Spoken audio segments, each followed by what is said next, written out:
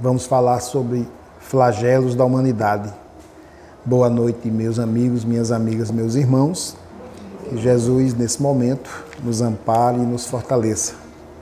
Flagelo quer dizer angústia, tortura moral, calamidade, infortúnio pessoal ou coletivo, disseminação de uma doença contagiosa ou o que provoca uma grande tragédia.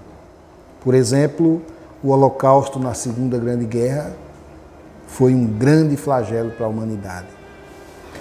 Lá no livro A Gênese, no capítulo 28, no item 35, já no finalzinho do livro, Emmanuel nos diz: para o materialismo, os flagelos destruidores são calamidades sem compensações, sem resultados úteis, já que, conforme o mesmo, aniquilam os seres sem volta. Mas para aquele que sabe que a morte só destrói o corpo, eles não terão a mesma consequência e não lhes causam o menor pavor.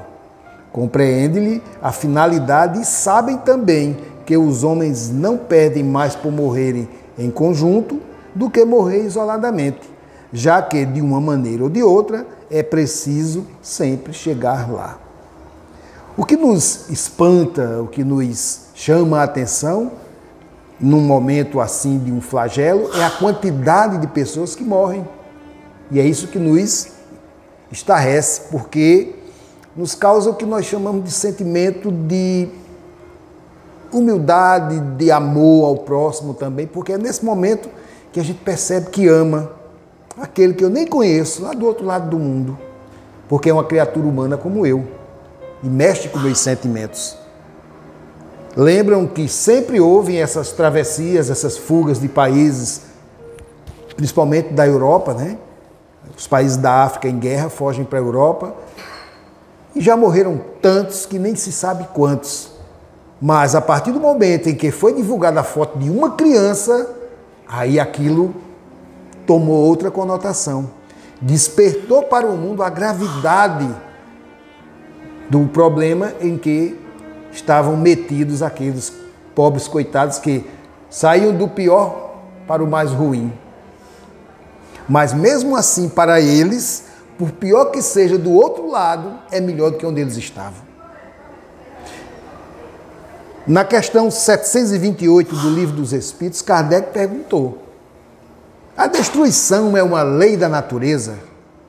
E os Espíritos responderam: é necessário que tudo se destrua para renascer e se regenerar, porque isso, a que chamais de destruição, não é mais que a transformação, cujo objetivo é a renovação e o melhoramento de todos os seres vivos. Se nós analisarmos, a semente só nasce, só germina se ela morrer. É preciso que a semente morra para poder nascer. Então, esse princípio é universal. Mas nós, com esse sentimento humanitário, não aceitamos muito, né? Ficamos sempre, mas por que Deus faz isso? Por que Deus permite isso? Por que Deus deixa acontecer? Está aí a explicação. É necessário. Eu vejo como uma destruição, mas é uma renovação. Os flagelos destruidores, portanto, representam tão somente ajustes que fazem parte do perfeito mecanismo dos mundos que povoam o universo, onde cada inteligência tem o seu papel a cumprir, segundo impulsos da lei divina que os mantém na unidade da criação. É um ajuste. Se nós não morrêssemos, como reencarnaríamos? Como é que viriam outros espíritos? A roda gira, como diz no popular, né? É preciso que haja essa renovação. Estudiosos já analisaram que de 26 em 26 mil anos desaparece uma geração. Todo um povo desaparece. Nós temos exemplos como os incas, os fenícios, sumiram. Existem ainda parentes por aí perdidos. Existe. Mas a raça mesmo em si acabou. Foi renovada. Nós temos que aceitar isso porque nós fazemos parte. Essa geração da nação brasileira que hoje está nesse momento vivendo aqui, vai ter que ser substituída, porque nós voltaremos numa outra oportunidade e daremos continuidade. Mas outros precisam vir. E essa renovação está sempre circulando, porque segundo os cálculos pelos espíritos é que existem o quádruplo de desencarnados precisando encarnar. Se somos 7 bilhões e 500 milhões, existem 28 bilhões de espíritos precisando vir. Tem que haver uma forma de trazê-los, porque eles precisam passar por aqui. No livro Coragem, Psicografia de Diversos Espíritos, no capítulo 16, Emmanuel, mais uma vez, o título é Se Creis em Deus. Ele diz, se creis em Deus, por mais te ameace os anúncios do pessimismo, com relação a prováveis calamidades futuras, conservarás o coração tranquilo, na convicção de que a sabedoria divina sustenta e sustentará o equilíbrio da vida acima de toda perturbação. Se creis em Deus, nunca te perderás no labirinto da revolta ou da desesperação, ante os golpes e injúrias que se te projetem na estrada, porquanto interpretarás ofensores e delinquentes na condição de infelizes, muito mais necessitados de bondade e proteção do que do fel da censura. Se creis em Deus, jamais te faltarão confiança e trabalho, caminharás sem aflição e sem medo nas trilhas do mundo, por maiores que surjam perigos e riscos a te obscurecerem a estrada. Porquanto, ainda mesmo à frente da morte, reconhecerás que permaneces com Deus, tanto quanto Deus está contigo. Além das provações e sombras, limitações e mudanças em plenitude dessa vida eterna. Isso é fé. Se eu creio em Deus, nada disso vai me afetar, porque eu sei a razão, eu sei a necessidade. E eu faço parte. Eu estou nessa roda viva. Estou aqui hoje, mas futuramente não poderei estar. Virei em outro momento. E assim sucessivamente. Não sei quantas vezes já vim. Nós não temos a ideia de quantas vezes já reencarnamos. Sabemos que viemos outras vezes. Mas a bênção do esquecimento, como nós chamamos, não nos deixa resquícios ou lembranças que não ajudem. Imagine conviver com um ato ruim que eu tenha cometido lá atrás, não é? Isso minha consciência ia ficar me cobrando, como cobra no momento em que erramos aqui nesse instante. Mais uma vez, na questão 737 do Livro dos Espíritos, Kardec perguntou: com que fim Deus castiga a humanidade com flagelos destruidores? Veja uma colocação, com que fim Deus castiga? Ele usou o termo castigar. Olha a resposta dos Espíritos. Para fazê-la avançar mais depressa. Não dissemos que a destruição é necessária para a regeneração moral dos espíritos, que adquirem em cada nova existência um novo grau de perfeição? É necessário ver o fim para apreciar os resultados. Só julgais essas coisas do vosso ponto de vista pessoal e as chamais de flagelos por causa dos prejuízos que vos causam. Mas esses transtornos são frequentemente necessários para fazerem com que as coisas cheguem mais prontamente a uma ordem melhor, realizando-se em alguns anos o que necessitaríamos de muitos. Então veja que ele diz, para fazê-los avançar mais depressa, é como se fosse nos empurrando para frente, não nos puxando para trás. Como nós não entendemos e não temos essa visão que eles têm, a gente fica questionando, né? Mas por que isso? Por que assim? Por que assado? Está tudo certo. Não tem nada fora do lugar. Tudo isso que está acontecendo é natural. É preciso que aconteça. É preciso que espíritos malfeitores, ainda desequilibrados, mais imperfeitos do que nós mesmos, atuem, porque é o papel deles. Eles precisam aprender, e só irão aprender na sequência dos cometimentos para que lhes chegue a razão, como nós já cometemos. Porque nenhum de nós pode negar isso. Nós viemos do mundo primitivo, passamos pelo mundo de provas e expiações e estamos agora no mundo de regeneração. Mérito. Nós conquistamos, porque não temos mais aquelas ideias desses que ainda estão teimando, cometendo delitos um atrás do outro. Na consciência e na cabecinha deles estão certos, né? Eles estão fazendo a coisa... Quanto mais ele matar, mais mérito ele tem junto com os outros, né? É como se fosse troféu. Mas aí vem a grande questão. Mas ele sai matando e... Não, aqueles que sofreram a morte por conta desses marginais tinham que prestar contas daquela forma. Alguém tinha que fazer o serviço. E eles se submeteram. Lembra o que o grande apóstolo disse? Que o escândalo há de vir, mas ai de quem por ele vier? Que não sejamos motivo de escândalo? É isso. Nós não cometemos mais esses equívocos ou esses crimes bárbaros. Por quê? Porque não está mais na nossa natureza. Mas aí alguém precisa passar por aquilo que é a forma como ele escolheu para desencarnar, alguém tem que fazer. Se não fosse o urubu, quem comeria a carniça? Outro animal teria que vir.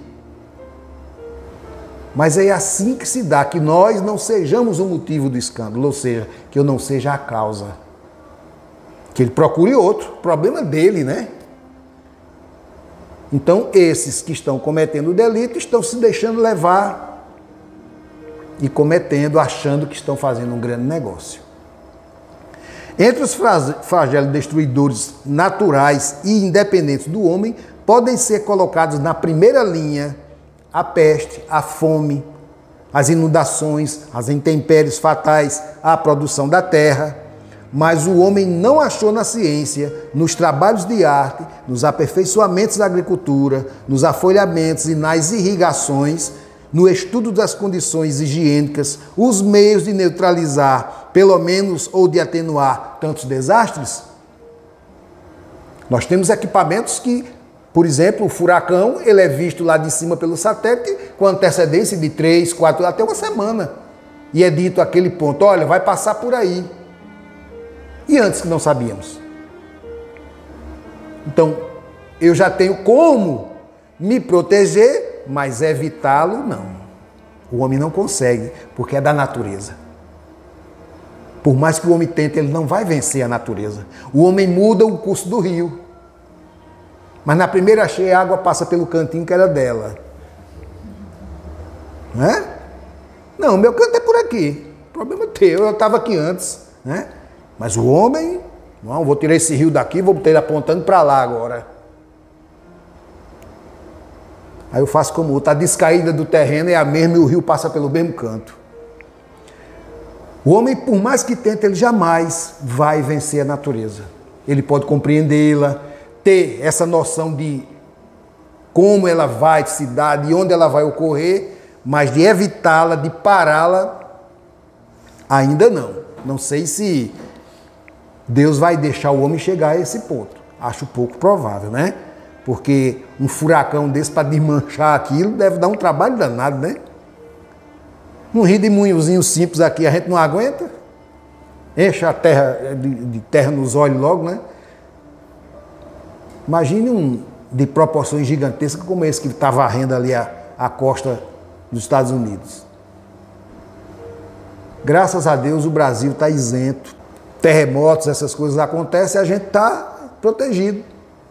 O Brasil está em cima de uma placa tectônica só, né? As bordas ficam no mar, ou então além do nosso muro natural protetor, que é a Cordilheira dos Andes. Os fenômenos acontecem, mas não nos atingem como atingem em outras regiões, que a placa é no meio do continente ou da cidade, e quando uma placa encosta na outra, treme mesmo, balança mesmo, não quer nem saber. tem o sismógrafo que detecta, mas ele detecta já o tremor já acontecendo. Não detecta quando ele vai acontecer, né? Então o tremor de terra está tudo parado, daí a pouco começa a balançar, cai tudo, acabou. É a natureza, é ela fazendo o papel dela. Ela não está com o objetivo e finalidade de tirar a vida de ninguém. É uma ocorrência natural. Agora, quem está sob o efeito dela pode morrer sim, porque não tem a resistência que tem uma árvore gigantesca que suporta, né? A gente vira formiguinhas.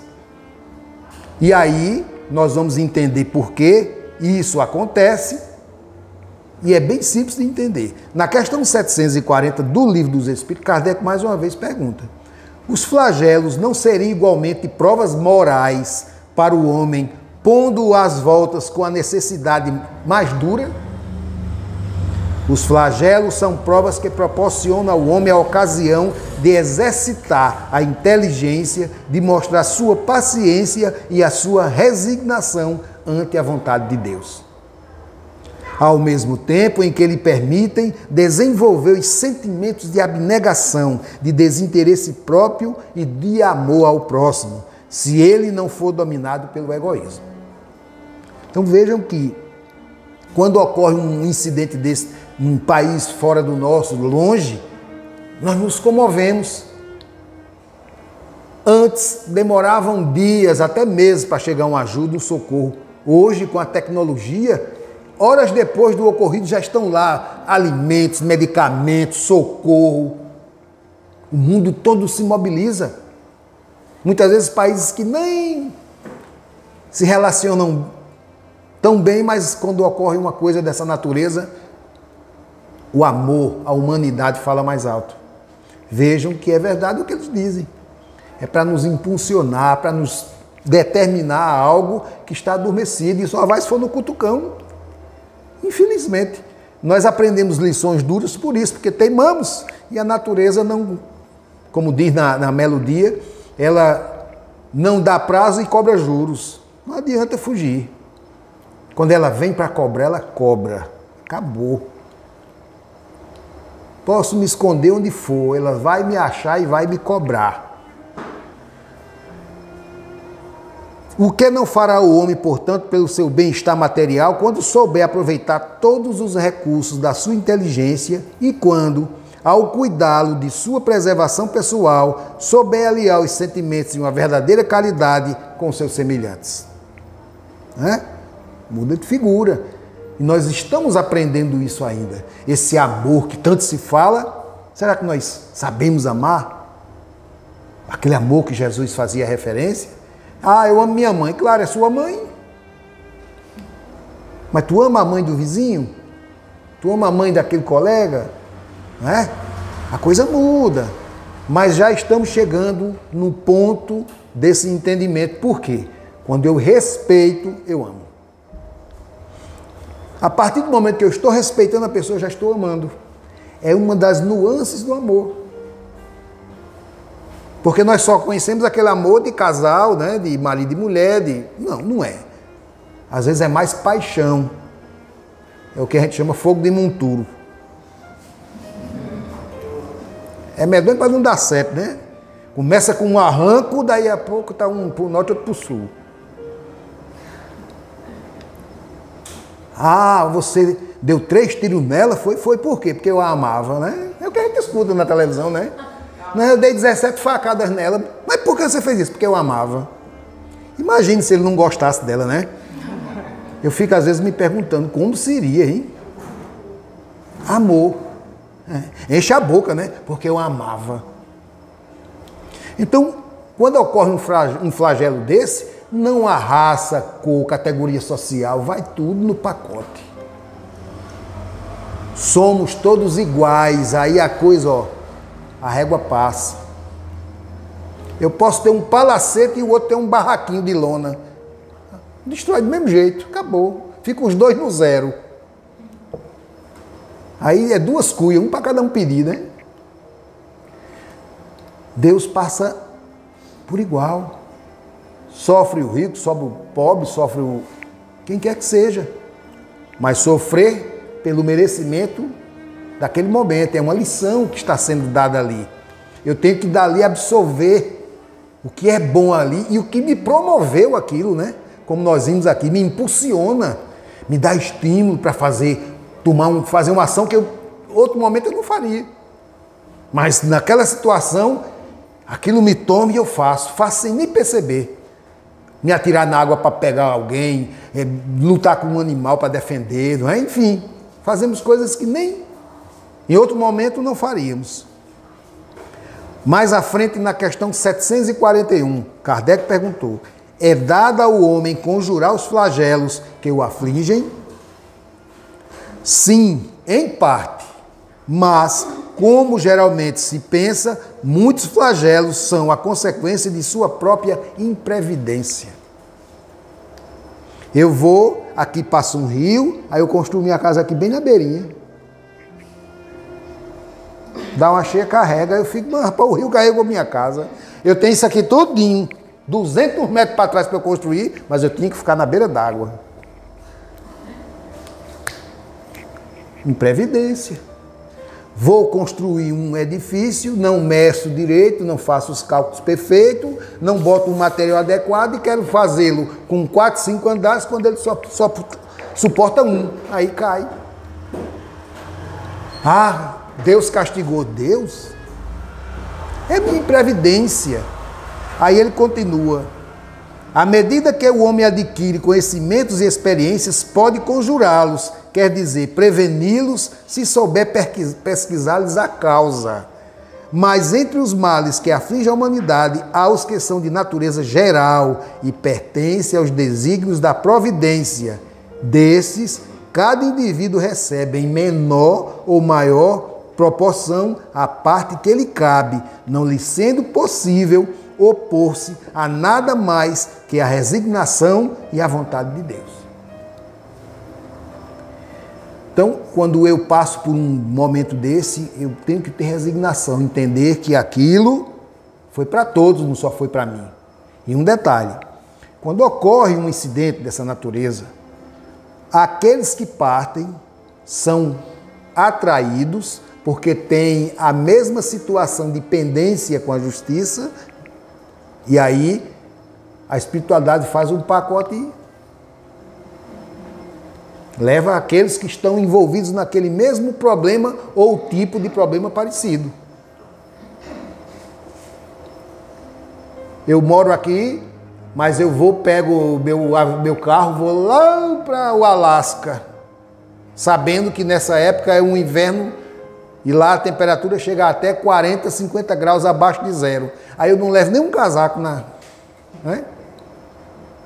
Aí morro congelado lá. Foi imprevidência minha. Eu não calculei. O que é que ele diz aqui? Que quando eu aprender a entender essas causas, eu vou ter mais firmeza para fazer e realizar as coisas. Hoje o homem tem esses equipamentos aí que medem tudo. Medem até a batida dos olhos da gente. Mas tem momentos que não serve, né? Não dá tempo, porque a natureza segue o curso dela, não quer saber. Além dos flagelos naturais, há os que decorrem da imprudência, da ignorância do homem, como, por exemplo, o desmatamento, as poluições ambientais, a fome, as guerras. Isso são flagelos causados por nós. À medida que seus conhecimentos se alargam, que a ciência se coloca ao seu alcance, o homem consegue meios adequados de prevenção e neutralização de alguns flagelos.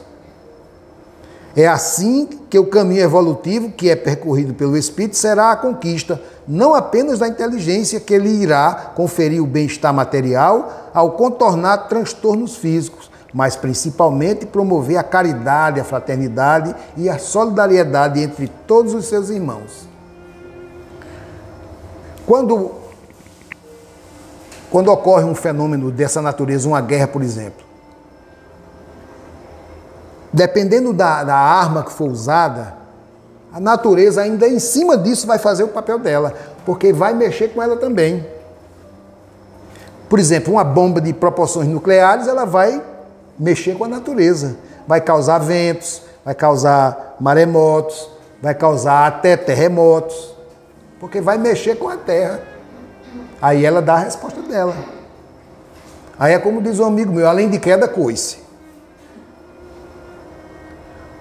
Lembram que em 20 de julho terminou os 50 anos de prazo que Jesus tinha pedido por nós, não é? Mas lá Jesus dizia, desde que não houvesse uma guerra de proporções nucleares e que nós nos amássemos mais. Enviou espíritos de escola para nos ajudar e passamos por esse período. Mas se tivesse ocorrido uma guerra de proporções nucleares, que é a arma mais mortal que o homem tem no momento, iriam mexer com toda a natureza do globo. Quando terminasse a radiação, vinha as tempestades, as chuvas, a natureza ia dar curso. Ia, como diz o outro, pregar a tampinha do caixão. Então, é culpa de quem? De Deus? Imprevidência do homem. Ele não sabe do que causa uma explosão nuclear? Sabe. Ele não sabe o que causa uma bomba de gás, sei lá, qualquer um aí que eles usam? Sabe. Porque é tudo feito com aquela intenção, quando detonar vai fazer isso. Ele já sabe. Constrói um canhão, sabe a distância que a bala vai atingir, não é? Mas depois, ele sabe o que vai acontecer? Não. Porque é a natureza quem vai fazer. E a natureza faz a parte dela, independente da minha vontade, do meu conhecimento, ela vai fazer. Porque é assim que o globo existe de bilhões de anos. A Terra, quando começou a ser feita, era um bolo mole, né? Agora é que a casca está endurecendo e a gente está em cima dessa casca. O miolo ainda está esfriando. A natureza ainda está aí agindo. Nós éramos um bloco só chamado Gondwana, né? Era um bloco só de terra. Depois começou a abrir, hoje são 7 continentes aí. Pode voltar a se juntar? Pode, mas é pouco provável, porque a coisa já tomou outras proporções. É mais fácil se esfacelar mais ainda.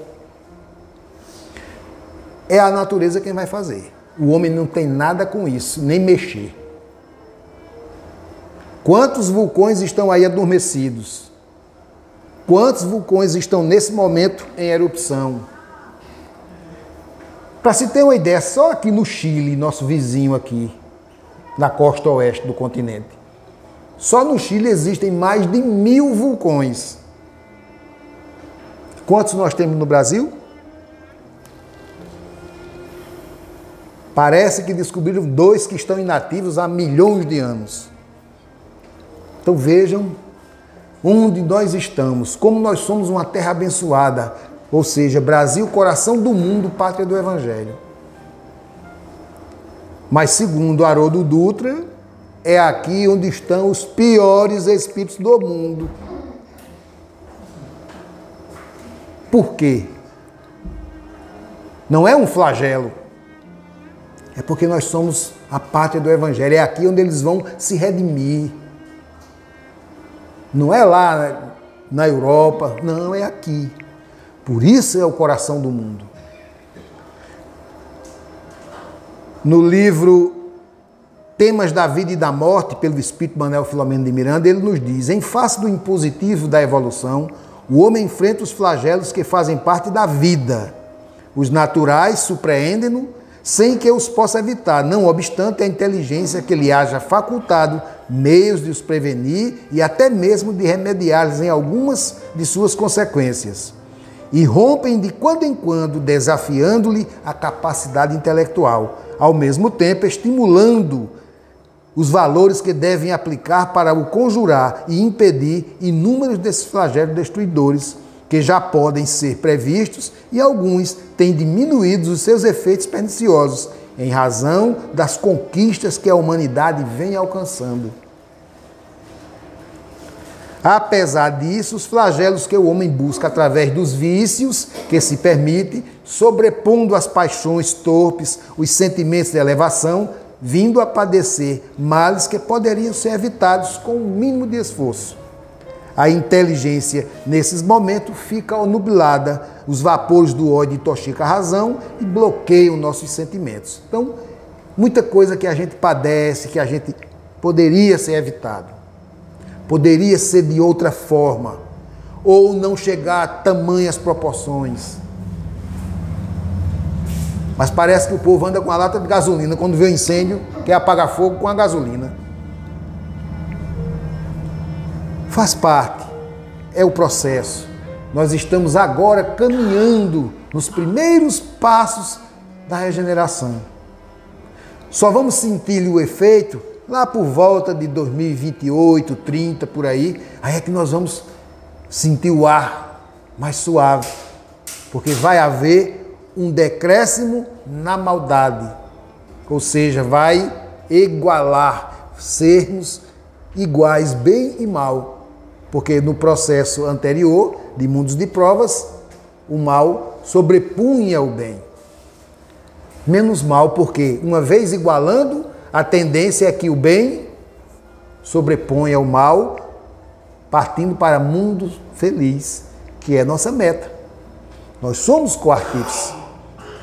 Qual é a nossa participação com esses entendimentos?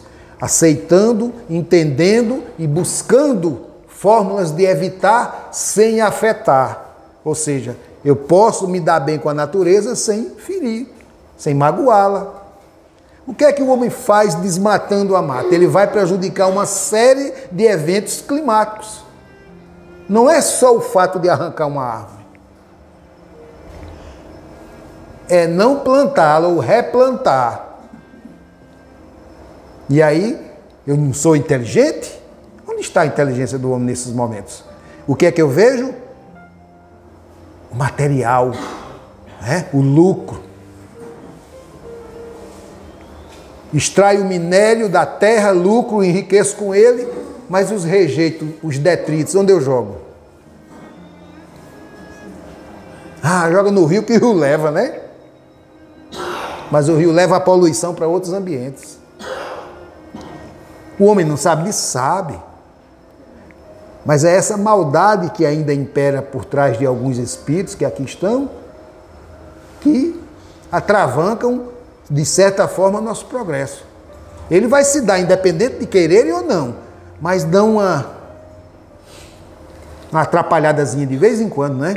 Quando tudo está melhorando, eles vêm e dão uma rasteira.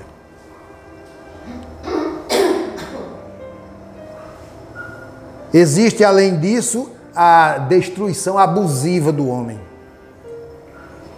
Não mede consequências.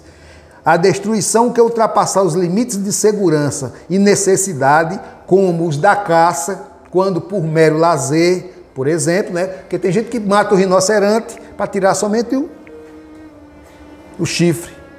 Mata um elefante para tirar as presas.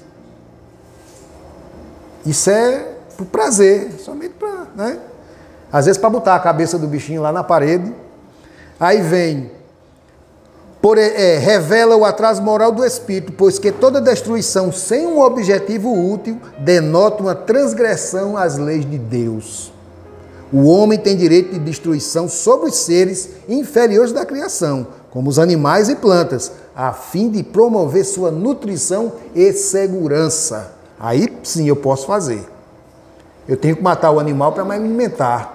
Mas eu não vou, se eu só como um bode, eu não vou matar 20 bodes, né? Então, tudo é pesado e medido, porque a própria natureza faz isso, independente do homem. Mas como eu sou inteligente, aí eu vou e furo a fila, né? Vou lá e saio matando indiscriminadamente, e aí eu acabo.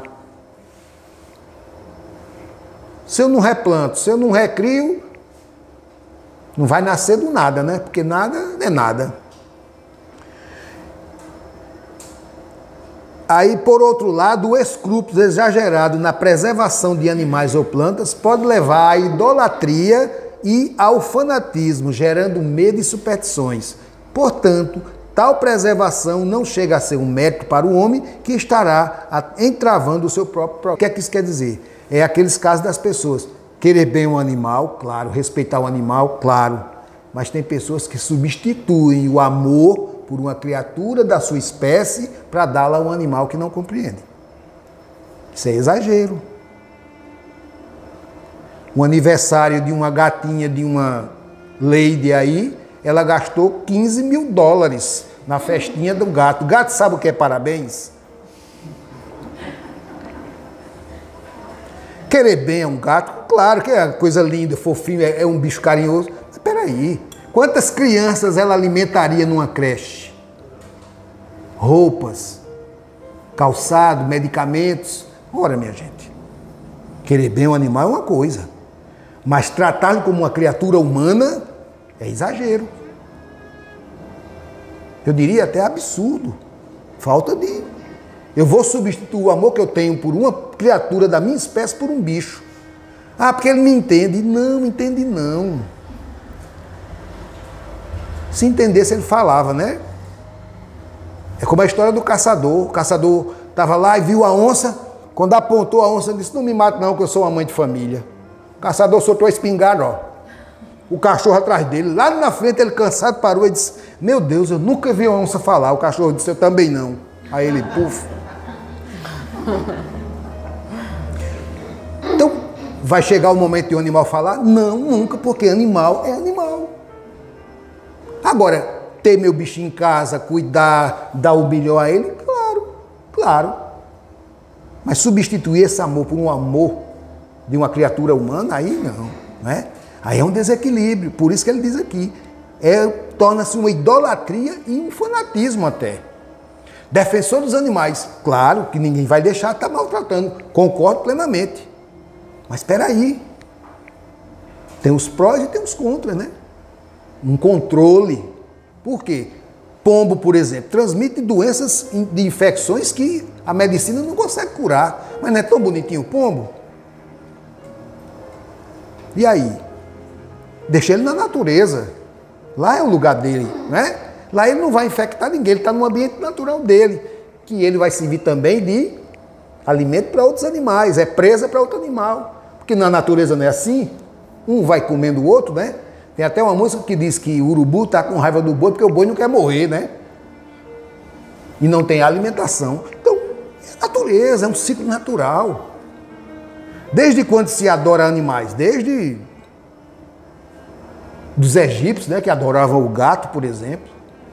E tinham deuses com rosto de animais, né? Questão 738 do Livro dos Espíritos. Deus não poderia empregar para melhorar a humanidade outros meios que não os flagelos destruidores? Sim. E diariamente os emprega, pois deu a cada um os meios de progredir pelo conhecimento do bem e do mal. É o homem quem não aproveita, então é necessário castigá-lo em seu orgulho e fazê-lo sentir a sua fraqueza. É como eu disse, o homem quer encarar a natureza, mas não vá não, nego velho, não vá não que você não ganha uma. Os flagelos são provas que proporcionam ao homem a ocasião de exercitar a inteligência, de mostrar sua paciência e sua resignação ante a vontade de Deus. Que a morte se verifique por um flagelo ou por uma causa ordinária, não se pode escapar a ela quando soa a hora da partida. Ponto facultativo. Ou ponto fechado, né? Ou seja, todos nós sabemos que vamos morrer. Não adianta. Vai morrer. Hoje, ou amanhã, ou daqui a um ano, a 100, mas vai. Não temos certeza disso? Pronto, fechou aí. Não se pode escapar quando ela soa a sua hora, ou seja, nós estamos com o tempo contado. Tem alguns que já passou do prazo de validade, né? Mas aí a natureza vem e leva. E chegou a hora, vai. Se pudéssemos nos elevar pelo pensamento de maneira a abranger toda a humanidade numa visão única, esses flagelos tão terríveis não nos pareceriam mais do que tempestades passageiras no destino do mundo. Durante a vida, o homem relaciona tudo ao seu corpo, mas após a morte, pensa de outra maneira. Como já vimos, a vida do corpo é quase nada. Um século do nosso mundo é um relâmpago lá na eternidade. Cada existência nossa é uma página da nossa existência que a gente escreveu. Quantas páginas vou precisar escrever? Quantas forem necessárias para que eu termine o livro. E é nós quem escrevemos. Somos nós que estamos com a pena na mão. Deus orienta, ampara, protege, mas somos nós, ó. O que estamos fazendo aqui agora, nesse planeta, nesse momento, é por risco e conta nossos. Porque Deus nos deu o quê? Inteligência suficiente para discernir, como ele diz aqui, já compreende o bem e o mal, quer mais o quê? Mas continuam fazendo o mal. Optam pelo mal, né? Porque o mal não existe, é a ausência do bem. E nenhum de nós foi criado para o mal, senão Deus não seria Deus. Os sofrimentos que duram alguns dos nossos meses ou dias nada são apenas um ensinamento que nos servirá no futuro. Santo Agostinho disse, a arte de viver consiste em tirar o maior bem do maior mal. Lembram quando Jesus passava que tinha uma carniça de um cachorro que ele foi para perto, né? Aquela história que está lá na Bíblia. E os discípulos, mas mestre, essa fedentina, o senhor... Mas venham ver que dentes lindos tinha esse animal. Em meio à carniça, Jesus conseguiu ver a beleza dos dentes do animal. Parece uma tolice, mas isso é um exemplo para isso aqui, ó. A arte de viver consiste em tirar o maior bem do maior mal. São lições, é aprendizado. Ah, porque a dor é nossa amiga. Não é para castigar, não é para nos punir, é para nos chamar a atenção. Um flagelo desse é exatamente a mesma coisa, só que numa proporção maior. E aproveita e vai, como eu disse, no pacote, aqueles que têm a mesma conta a ajustar. A natureza se encarrega de uni-los. Nós temos medo, devemos temer sim, mas temos que ter a consciência que só vai no momento, quando a hora soa. Fora disso é suicídio. Eu sei que está havendo furacão lá, eu vou para a cidade que está tendo furacão, fazer o quê? Eu estou procurando a morte. O que eu posso fazer é deixar ele passar e ir lá ajudar quem sobrou. Aí é diferente, né? Mas a gente, às vezes, passa desse limite por conta dessa teimosia de querer os flashes, né? Então, está tudo no seu lugar. Olha. Não tem nada fora do lugar, não tem nada errado, Deus não erra. Se está acontecendo é porque existe uma razão, um motivo, uma necessidade. Nós temos que compreender e nos inserirmos nesse contexto, analisar a situação, mas por que foi que eu escapei? Né? Tem que ter uma razão também. Por que foi que o outro foi? Não deixar de ser caridoso, obviamente, porque isso nos chama a atenção, faz com que esse amor, eita, olha que coisa, que situação, que tristeza, né? Eu não gostaria de estar naquela situação. E aí, desperta em mim essa vontade de ajudar, a verdadeira caridade, com sentimento, né? Que em outrora talvez eu nem olhasse. Então, tudo isso, vejam quantas lições vêm. Mas aprendizado para o homem da tecnologia, né? Pelo aprimorar seus equipamentos. Olha, vem uma infinidade de coisas. Descoberta de novas doenças, por exemplo, né? A criação das vacinas. Tudo tem uma razão. Eu tenho um amigo que ele às vezes dizia, mas não sei para que Deus fez cobra, a cascavel, por exemplo. Eu digo, vamos para descobrir que na cascavel tem um remédio maravilhoso para a gente. Mas ele só vê o lado do veneno, né? Imagina se elas voassem, né? Por isso que Deus não deu asa a ela, né? Então está tudo certo, a gente é que não compreende ainda. Eu não sei o que vai acontecer daqui a 2 horas. Quanto mais o que vai acontecer daqui a 100 anos. Mas eles sabem. A natureza sabe. Porque está tudo planejado por Deus. Está tudo, ó, traçado. O que nós traçamos e mal traçado é essa existência nossa. Fomos nós que pedimos tudo que nos acontece. Na próxima a gente vai pensar melhor, né? Vou pedir para vir galeguinho, do olho azul, com cabelo bom, né? Para não ficar careca quando chegar a idade. Eu já sei que quando chega naquela idade fica careca. Na próxima eu já vou, né? Da minha... As mulheres, por exemplo, quem veio com um cabelinho que não gosta, peça direito na outra, que não pode trocar não, né? O problema é que a mulher quer trocar, né? Uma tem o cabelo liso, quer o da outra, quer encaracolado. Aqui tem o encaracolado, quer o da outra, quer liso. E aí vai entender, né? Ah, eu queria ter 1,80 m, aí vem com 1,60 m. Por que tu não pediu na hora lá? Eu quero ficar com 1,80 m. Tão fácil, né? Mas na próxima a gente acerta. Na próxima encarnação, vamos traçar bem bonitinho, né? É isso que Deus espera de nós, fazemos a coisa certa. E só depende de nós. Então, como detentores desse destino, que ora estamos vivendo, vamos encetar na direção certa e atingir a nossa meta, para na próxima já vir com um fardo menor, né? Vamos tirar a pedrinha da nossa carroça, porque tem gente que está botando. Aí que chega do outro lado, a carga, ó. E não é esse o propósito. Nossa evolução se dá nesse momento aqui. É primordial uma existência para o espírito, porque a gente vai vivenciando na pele aquilo que espiritualmente ele não vivencia, né? Espírito não sente frio, não sente calor, não sente fome, não sente sede, né?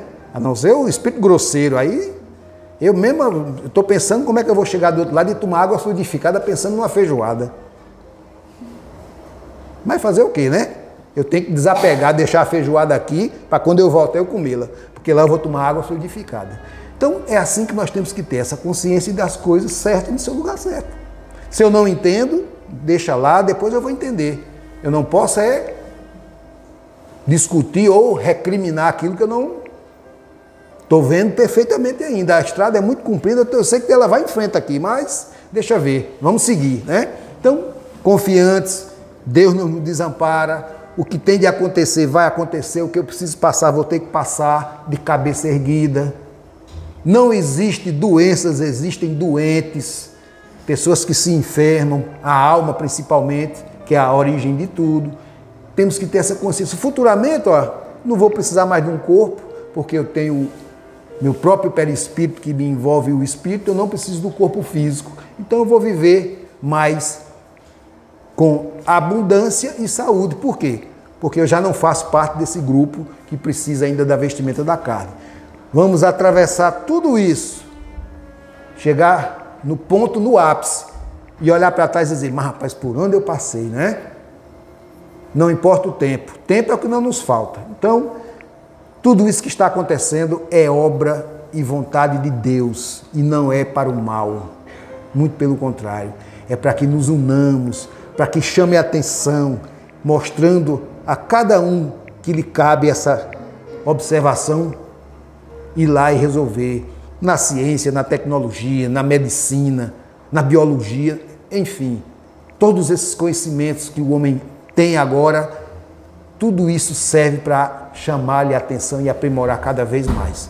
E quanto a nós outros pobres mortais, vamos por aqui comendo nosso feijãozinho, né?